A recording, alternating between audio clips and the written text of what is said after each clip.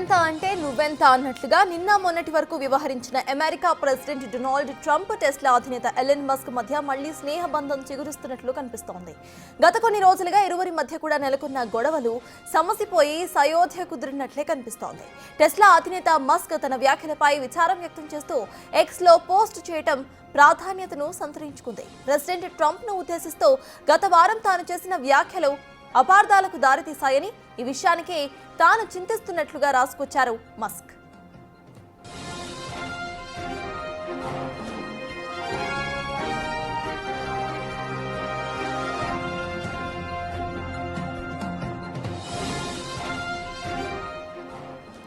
ఇదే విషయంపై president Trump నకు ఫోన్ చేసి మాట్లాడారు మస్క్. దీంతో ఇరువురు నేతల మధ్య కూడా సయోధ్య కుదిరినట్లే కనిపిస్తోందన్న అభిప్రాయం వినిపిస్తోంది.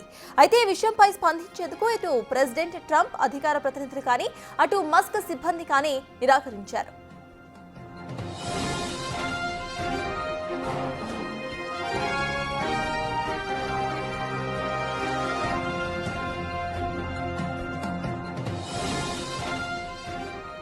అమెరికా అధ్యక్ష ఎన్నికల్లో ప్రెసిడెంట్ ట్రంప్ విజయంలో కీలక పాత్ర పోషించారు టెస్లా అధినేత ఎలన్ మస్క్.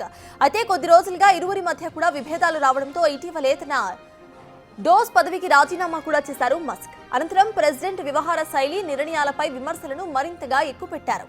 అలాంటిది ఓ ట్వీట్, ఓ ఫోన్ కాల్తో ఇద్దరి మధ్య కూడా నెలకొన్న విభేదాలు సమసిపోయినట్లేనన్న అభిప్రాయం వ్యక్తమవుతోంది.